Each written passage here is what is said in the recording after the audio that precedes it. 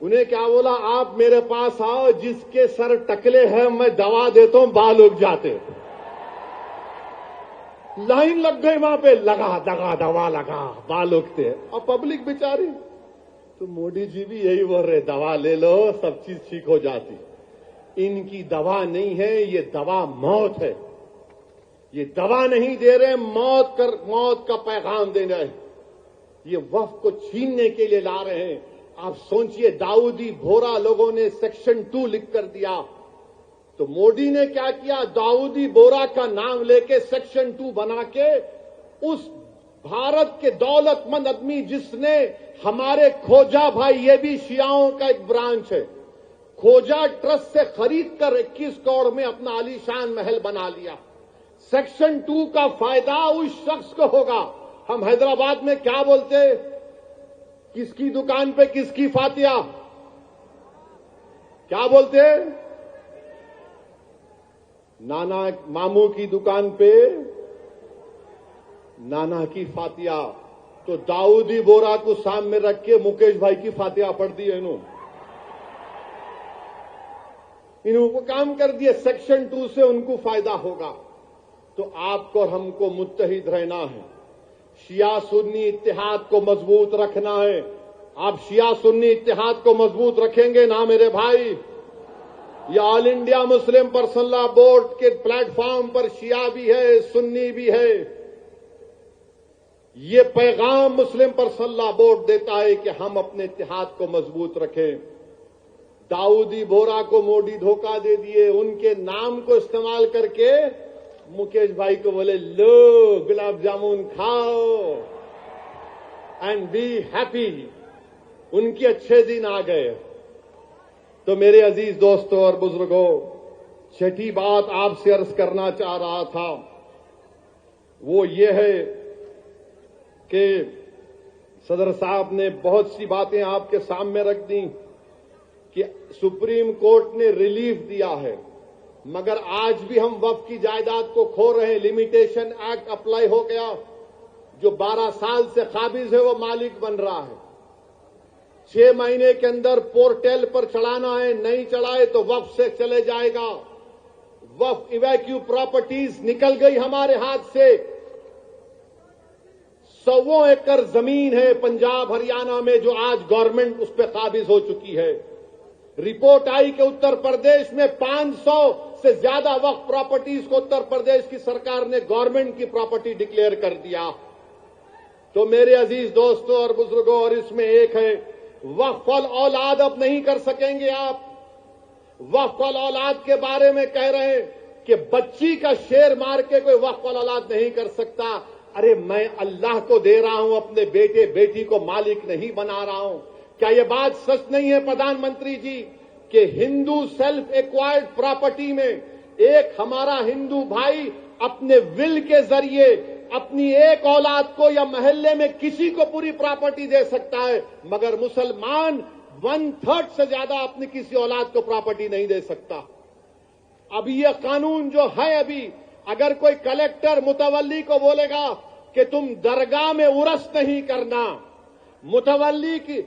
Collector متولی کو بولے گا کہ تم عاشور خانے میں امام باڑے میں مجلس نہیں کرنا, کلیکٹر اگر کوئی متولی مسجد کو بولے گا کہ تم مسجد میں اذان نہیں دینا, اور اگر متولی نہیں سنے گا تو کلیکٹر اس کو 6 مہینے کی سزا دے سکتا. یہ قانون ہے. ابھی پہلے قانون یہ تھا کہ اگر کوئی وقف کی پراپرٹی کو بیچتا تو 2 سال کی سزا, نان ویلیبل.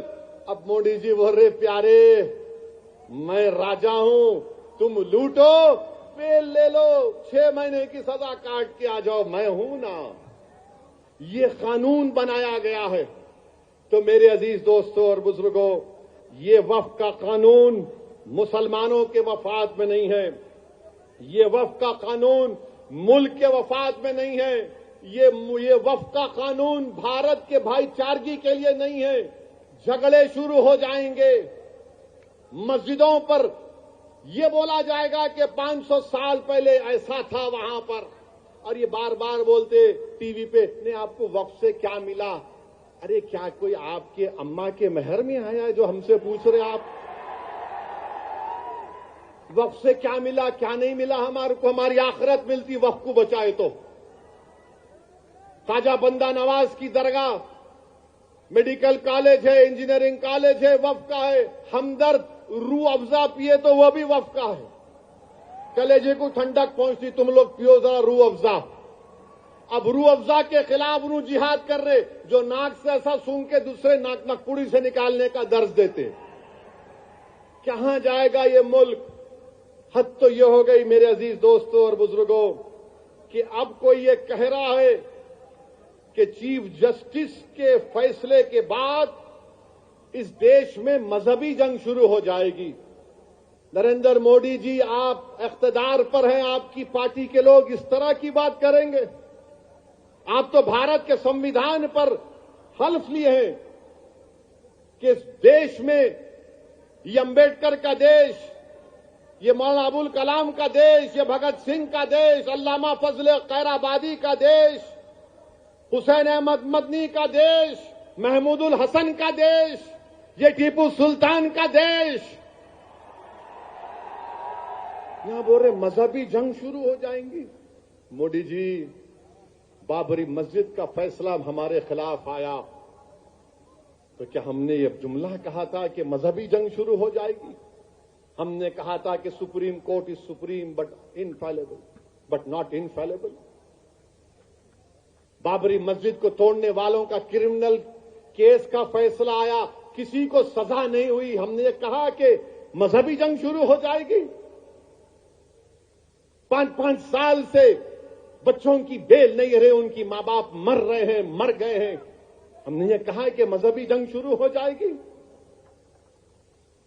CAA کا قانون ہے، ہیئرنگ نہیں ہوتی، کہ ہم نے کہا کہ مذہبی جنگ شروع ہو جائے گی؟ UAPA میں ڈال کر ہم کو سڑایا جاتا ہے کہ ہم نے جملہ کہا کہ مذہبی جنگ شروع ہو جائے گی۔ نریندر مودی جی، آپ کی پارٹی کے لوگ کہہ رہے ہیں کہ ریلیجیس وار شروع ہو جائیں گی، مذہبی جنگ شروع ہو جائے گی۔ کس کو ڈرا رہے ہیں یہ لوگ؟ عدلیہ کو ڈرا رہے ہیں آپ؟ اقتدار میں رہ کر عدلیہ کو ڈرائیں گے آپ؟ آپ کے حق میں فیصلہ آیا تو آپ کے منہ میں لڈو پھوٹتے ہیں اور آپ ریلیجیس وار شروع ہو جائیں گی۔ یہی فرق ہے۔ ہم بھارت کے ان محبان بھارت میں جس میں ہندو مسلمان بھی ہے، ہم جب ہماری مرضی کے خلاف بھی فیصلہ آتا ہے ہم اس کو قبول کرتے ہیں۔ اس لیے قبول کرتے ہیں کہ ہم کانسٹیٹیوشنل مورالیٹی کو ماننے والے ہیں، اور یہ سنگھ پریوار کے لوگ اینٹی کانسٹیٹیوشن کے لوگ ہیں۔ یہ سمویدھان کو تو مانتے مگر اس کو سبسکرائب نہیں کرتے ہیں۔ یہ فرق ہے بھارت کے اصلی ناگرک میں اور ان لوگوں میں جو نیشنلزم کے جھوٹے دعوے کرتے ہیں اور کہتے ہیں کہ ریلیجیس وار، جو کہتے ہیں کہ اگر کوڈ قانون بنائے گا تو پارلیمنٹ کو بند کر دو۔ ارے اگر تم پارلیمنٹ میں بیٹھ کر اپنے عددی طاقت کی بنیاد پر مجھے مٹانے کا قانون سمویدھان کے خلاف بناؤ گے تو میرے پاس چارہ کیا بچتا ہے کہ میں عوام میں جاؤں گا اور پھر کورٹ کو جاؤں گا؟